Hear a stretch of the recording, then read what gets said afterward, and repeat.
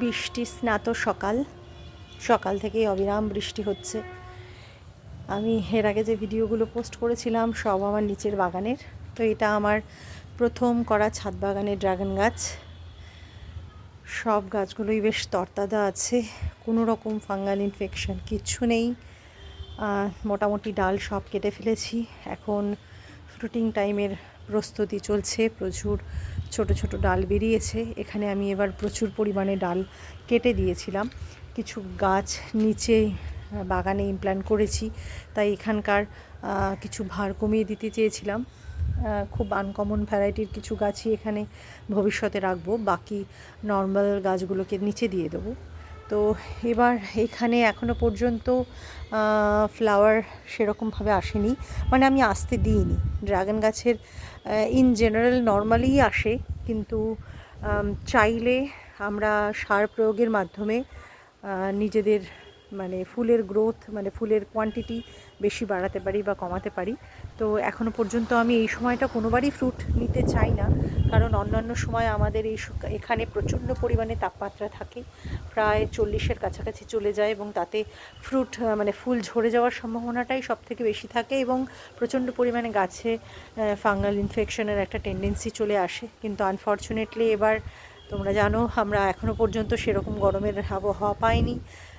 যে নর্মালভাবে যেরকমভাবে দিনে বৃষ্টি হয় সেভাবেই ক্রমাগত হয়ে যাচ্ছে। তো যেহেতু পরিচর্যাটা ফ্রুট নেওয়ার জন্য যা যা সার প্রয়োগের দরকার আমি করেছিলাম না, তো সেভাবে আসেনি। করব, তবে একটা দুটো যে কুড়ি আসেনি তা নয়, অটোমেটিক্যালি বৃষ্টির দিনে যেমন গাছে ফুল আসে। সামনেই দেখতে পাচ্ছ এই যে এসেছে, এটা হচ্ছে জিন্দুর ভ্যারাইটিতে ফুল এসেছে। একটা নষ্ট হয়ে গেছে, আর একটা এই যে এসেছে।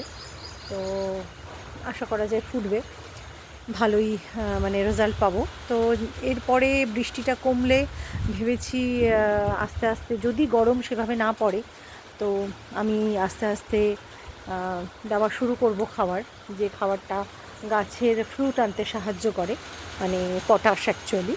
এখন নাইট্রোজেনযুক্ত খাবার অল্প অল্প করে দিচ্ছি, মানে খোল পচা জল, তার সঙ্গে সবজির পচা জল, এবং নাইট্রোজেন পাশাপাশি লিকুইড খাবারই এখনও দিয়ে চলেছি। হার্ড খাবার এখন আর দিচ্ছি না। এটা একটা নতুন প্লান্টেশন করেছি একটা ছোট্ট জায়গায়, এটা এখনও ছোট। বাকি প্লান্টেশনগুলো তো তোমরা এর আগেও দেখেছো আমার ভিডিওতে, এখানে আরও বাকিগুলো আছে। তো এখন পরবর্তীতে বৃষ্টিটা কমে গেলে, যদি ওয়েদার ভালো থাকে, তো আমি পরবর্তীতে করব, মানে ফ্রুটিং বেশি করে আনার জন্য সার প্রয়োগ করা শুরু করব। তো ভাবলাম বৃষ্টির দিনে একটু ছাদে আসলাম। তো উপরের ছাদ বাগান অনেক দিন ধরেই ভিডিও করা হয় না, তো ভাবলাম সবাইকে একটু দেখিয়ে নিই। আশা করা যায় আর মাস খানেকের মধ্যেই তোমরা এই সমস্ত গাছগুলোও ফুলে ভর্তি দেখতে পাবে, আর ফলেও আসবে আশা করছি।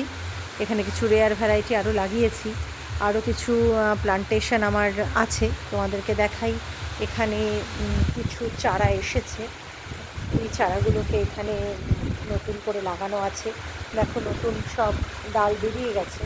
সমস্ত চারা করতে আমি এখানেই দিই, এখানে আরও লাগানো আছে, কিন্তু পরবর্তীতে নিচে মানে লাগাবো, বাগানে লাগাবো, নিচের বাগানে, কারণ ছাদে আর বিশেষ জায়গা নেই। তো এখন বৃষ্টি হচ্ছে, এখন লাগানে গাছটা পচে যাওয়ার একটু সম্ভাবনা থাকে, তাই আর কি এখন লাগাচ্ছি না। তবে মোটামুটি বৃষ্টিটা ধরে এলে প্লান্টেশনগুলো আবার নতুন করে নেব, এই চিন্তাভাবনাতেই আগাচ্ছি। তো চলো আজকের মতন রাখছি, পরে আবার তোমাদের সাথে দেখা হবে।